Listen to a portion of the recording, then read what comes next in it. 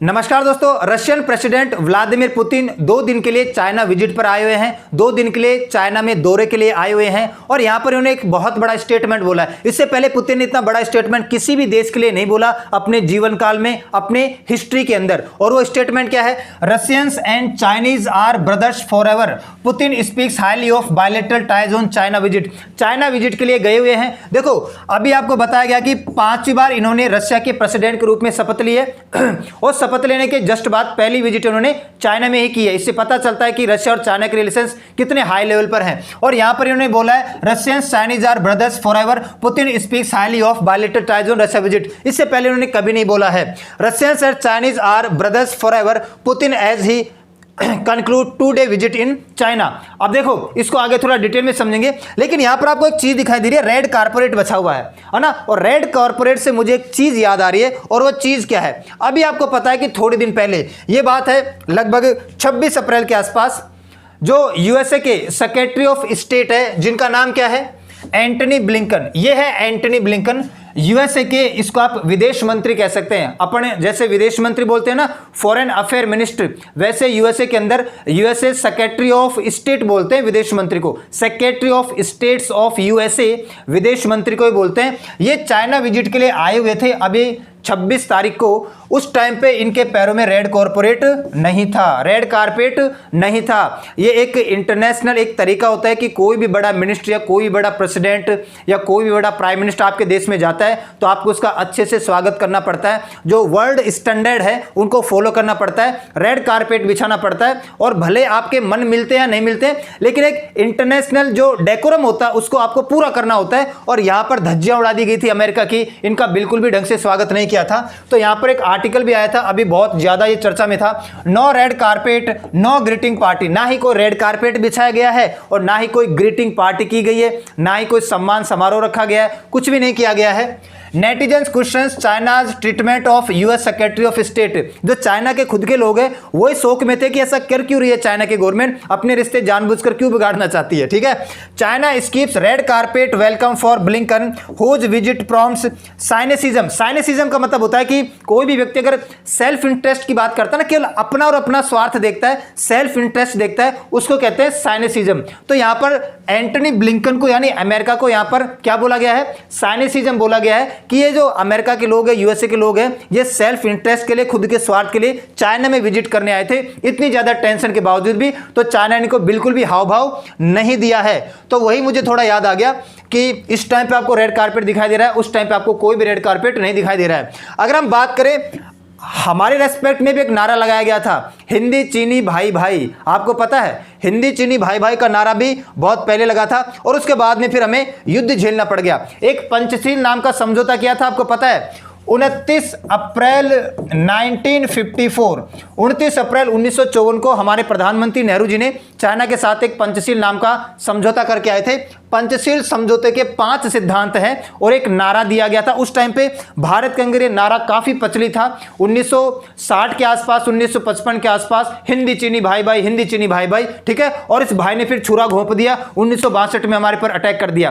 पंचशील समझौते के 5 बिंदु आपको पता है, कई बार मैं बता चुका हूं कि एक दूसरे की संप्रभुता और क्षेत्रीय अखंडता के लिए सम्मान करेंगे, ठेस नहीं पहुंचाएंगे, आक्रामक नीति नहीं अपनाएंगे, आपस में घरेलू मामलों में सहयोग करेंगे और आपस में हस्तक्षेप ना करेंगे, घरेलू मामलों में न्याय और पारस्परिक लाभ के लिए सहयोग करेंगे। ठीक है, और शांतिपूर्ण तरीके से हम रहेंगे। 5 सिद्धांत थे और हिंदी चीनी भाई भाई का नारा दिया गया था 1954 में, जब ये चाइना विजिट के लिए गए थे, पंचशील समझौता जब हुआ था। ठीक है, और उसके बाद 1962 का युद्ध हमें झेलना पड़ गया।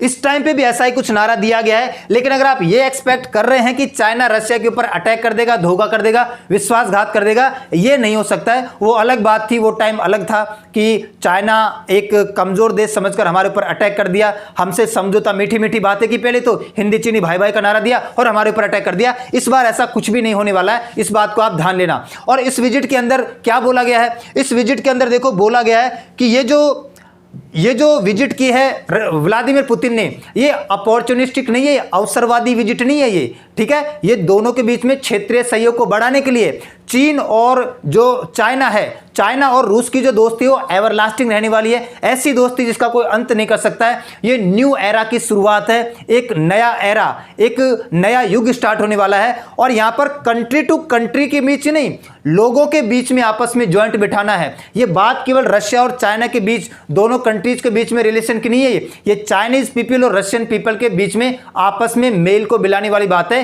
कि दिल से दिल मिलनी चाहिए, आपस में विश्वास, फेथ, आपस में लोगों के बीच में विश्वास बढ़ाना हमें। देश का व्यापार वाणिज्य तो एक तरफ है ना, और Russian Chinese are brothers forever, ये स्टेटमेंट भी पुतिन ने दिया है। ऐसा स्टेटमेंट पुतिन ने किसी भी देश के लिए नहीं दिया है, कई बार भारत में भी विजिट कर चुके हैं। और 2022 में जब पुतिन चाइना में विजिट करने आए के लिए थे ना, तब भी इन्होंने एक स्टेटमेंट दिया था, हम बनाएंगे no limit partnership. No limit partnership मतलब ऐसी पार्टनरशिप, ऐसी साझेदारी होगी दोनों देशों के बीच में जिसको कोई लिमिट नहीं होगी, बियॉन्ड द लिमिट्स, हम लिमिट से बाहर जाकर अपनी साझेदारी बढ़ाएंगे, व्यापार वाणिज्य को बढ़ाएंगे। अब देखो, भारत को थोड़ा कंसर्न होना यहां पर जरूरी है। भारत को कंसर्न होना जरूरी क्यों है? देखो, भारत को कंसर्न होना जरूरी इसलिए कि अगर आप विजिट देखोगे, है ना, तो भारत में पुतिन 9 विजिट कर चुके हैं टोटल, अपने जब से उन्होंने टेन्योर संभाला है इन 24 साल के इतिहास में, वो भारत में 9 विजिट कर चुके हैं, ठीक है। इंडिया में 9 विजिट कर चुके हैं। और बात करें चाइना की, तो चाइना में वो 20 विजिट कर चुके हैं। वैसे यहां पर 20 लिखा हुआ है,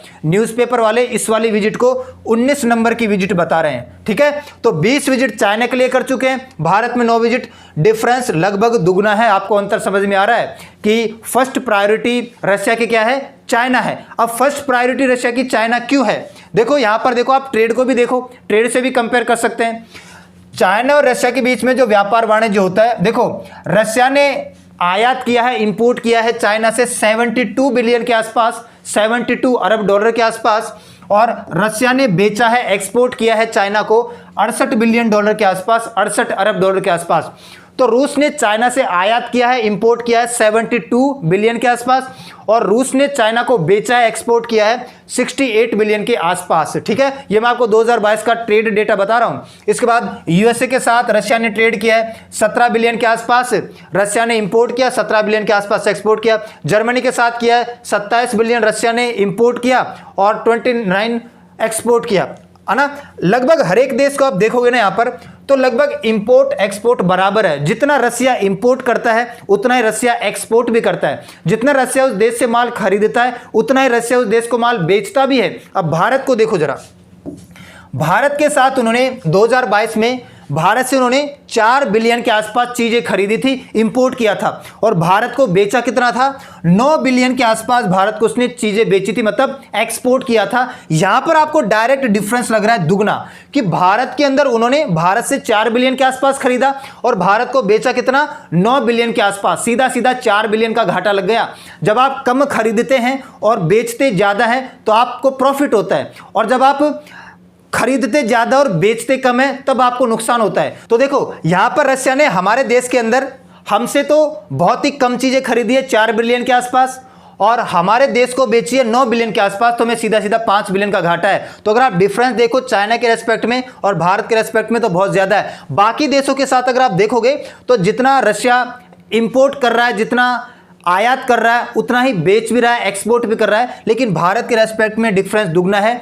अगर हम बात करें तो रशिया चाइना को इतना फेवर क्यों करता है, चाइना को फर्स्ट प्रायोरिटी पर क्यों रखता है भारत के रेस्पेक्ट में, तो इसका सिंपल से सिंपल मतलब है कि चाइना के अंदर पोटेंशियल है, चाइना के अंदर भारत से ज्यादा पोटेंशियल है, वो ज्यादा चीजें दे सकता है रशिया को बजाय इंडिया के। इसके अलावा इकोनॉमिक अपॉर्चुनिटी ज्यादा है चाइना के अंदर भारत के रेस्पेक्ट में। इसके अलावा जो पॉलिटिकल सपोर्ट है वो भी चाइना की तरफ से ज्यादा मिलता है रशिया को as compare to India. Political support हमसे ज्यादा चाइना करता है, रशिया को डायरेक्ट सपोर्ट करता है, ठीक है। इसके अलावा ये जो आपका कल्चरल अपॉर्चुनिटीज है, जो कल्चरल प्रोग्राम है, क्योंकि रशिया और चाइना के जो लोग हैं ना वो आपस में बिल्कुल कनेक्टेड है, इनका बॉर्डर मैच होता है, ठीक है। और इसके अलावा इमेज भारत की अगर देखो तो भारत की इमेज आज भी विकासशील देश की बनी हुई है। यहाँ पर सिक्योरिटी का भी बहुत बड़ा खतरा रहता है, वुमेन राइट्स की भी बात होती है, बहुत सारी और भी चीजें हैं, तो उसको ध्यान में रख के ऐसा किया जाता है, ठीक है। इसके अलावा अगर हम बात करें कि और ज्यादा रशिया चाइना को फेवर क्यों करता है, उसका सबसे सिंपल मतलब है, अभी थोड़े दिन पहले पुतिन ने स्टेटमेंट भी दिया था,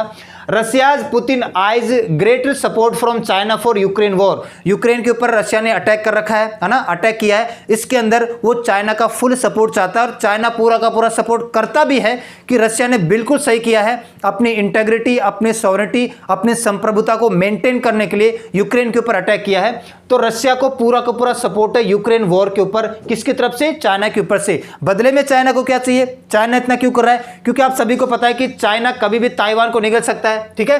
China on track to be ready to invade Taiwan by 2027। US commander ने अभी थोड़े दिन पहले एक स्टेटमेंट दिया था कि लगभग 2027 तक चाइना ताइवान के ऊपर अटैक कर देगा, ताइवान को कब्जे में ले लेगा। उस टाइम पे रूस पूरा का पूरा सपोर्ट करने वाला है चाइना को। तो टिट फॉर टैट है, जैसे को तैसा। ये एक फेवर कर रहा है कि यूक्रेन के वार में सपोर्ट करे चाइना रूस को, और एक फेवर कर रहा है कि जब ये ताइवान के ऊपर चाइना अटैक करे तो रूस यहां पर सपोर्ट करे, ठीक है।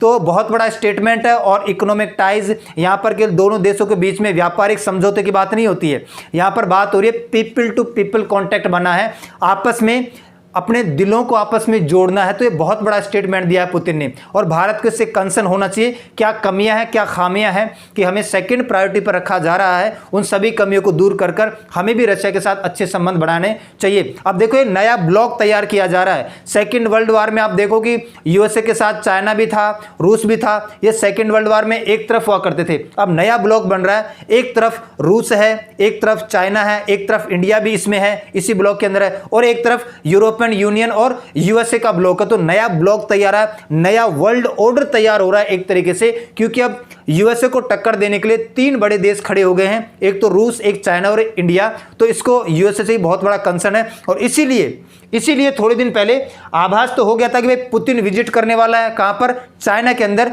तो यहां पर एंटोनी ब्लिंकन को भेजा था कि आप जाओ और फटाक से अपने व्यापारिक समझौते को थोड़ा मेंटेन करके आओ, ताकि जब पुतिन आए तो ज्यादा कुछ हो ना पाए। इसलिए एंटनी ब्लिंकन को भेजा था। और एंटनी ब्लिंकन का स्वागत कैसे किया ये आपने देख लिया। तो आज के लिए इतना ही करते हैं, मिलते हैं नेक्स्ट क्लास में। तब तक के लिए सभी को धन्यवाद।